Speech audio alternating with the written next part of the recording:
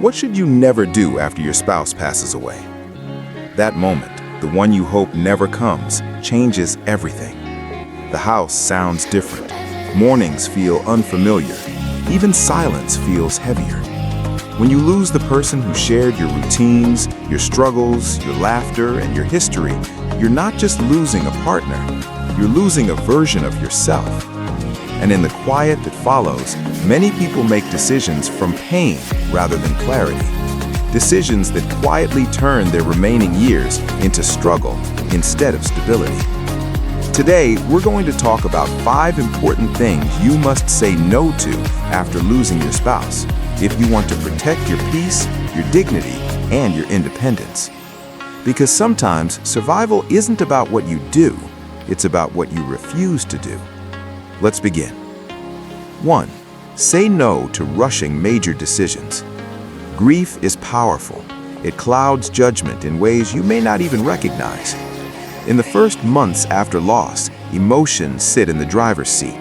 Loneliness, fear, confusion, they push you toward quick action just to escape the pain. Many people sell the family home too soon, give away meaningful possessions, make large financial commitments, rewrite legal plans in haste, not because they are foolish, but because the memories feel unbearable. I once spoke with a woman in her late 60s who sold her home within weeks of losing her husband. She couldn't stand walking past his chair. A year later, she said something heartbreaking. I thought I was escaping grief. Instead, I lost the last place that still felt like us.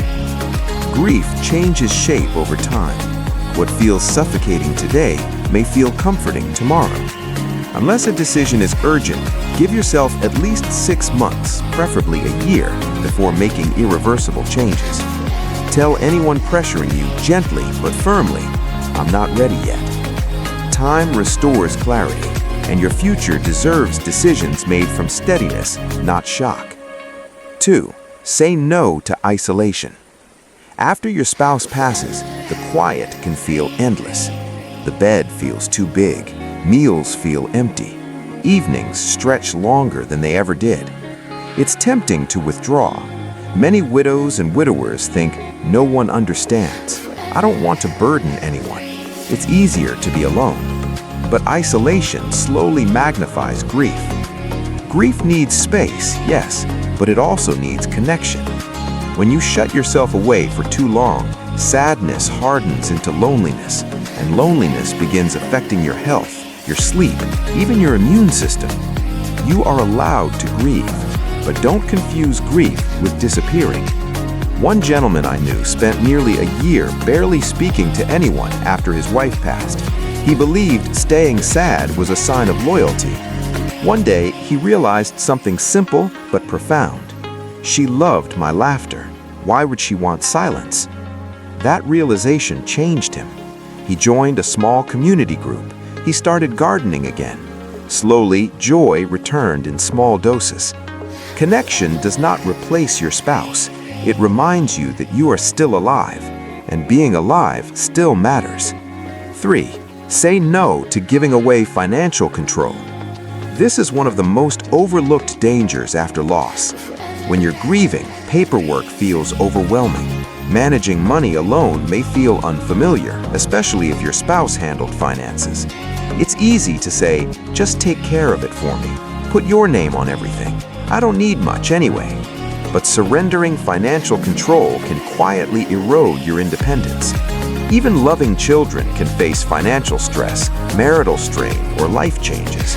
What begins as help can unintentionally shift into control. Protecting your financial independence isn't selfish, it's wise. Keep accounts in your name. Consult a financial advisor if needed. Understand your pension, insurance, and savings. Your spouse worked alongside you, in different ways perhaps, to build that security. Honor that work by safeguarding it. Independence is dignity, and dignity becomes even more important after loss. 4. Say no to moving in with family too quickly. When someone loses a spouse, family often says, "You shouldn't live alone, come stay with us." It sounds comforting, and sometimes it truly is the right choice. But rushing into that decision can cost you more than you realize. When you move into someone else's home, you also adjust to their rhythm, their schedules, their routines, their rules. At first, everyone tries hard to make it work, but over time, small tensions appear. You may feel like a guest in a house where you once felt like an authority. You may hesitate before using the kitchen. You may silence your preferences to avoid being a burden. Independence doesn't mean isolation. It means having your own key. Your own space, even if small, preserves autonomy. If possible, consider staying in your home longer, downsizing gradually, living nearby rather than inside your children's home. Love thrives when it has breathing room. Closeness works best when it's chosen daily, not forced by circumstance.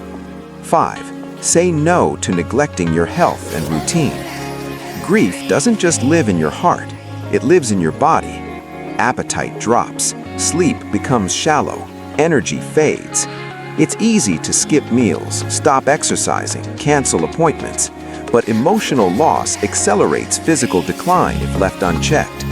The most powerful way to honor your spouse is to care for the life you still have. Eat regularly, even if meals are simple. Walk daily, even if slowly. Keep medical appointments. Maintain small rituals. Structure creates stability when everything else feels uncertain. Make your morning coffee intentionally. Sit by a window in sunlight. Call one friend a week. Structure restores strength. When you take care of your body, you're not moving on. You're preserving the life you shared. And that is a quiet act of loyalty. Final thoughts. Losing a spouse changes your identity. You go from we to I. That shift is profound, but within that pain lies something powerful: choice. You can choose patience over panic, connection over isolation, independence over dependence, structure over surrender. Life after loss is not about forgetting, it's about transforming love into strength. Every wise decision you make is a tribute to the years you shared. You are not leaving them behind. You are carrying their memory forward in how you live, how you protect yourself, and how you continue. The next chapter may be different, but it can still be peaceful. It can still be meaningful, and it can still be strong. If this message spoke to you, take a quiet moment today and ask yourself, what choice today protects my peace tomorrow? Share your thoughts below. And remember, even after loss, your life still holds value, purpose, and dignity. We'll see you in the next video.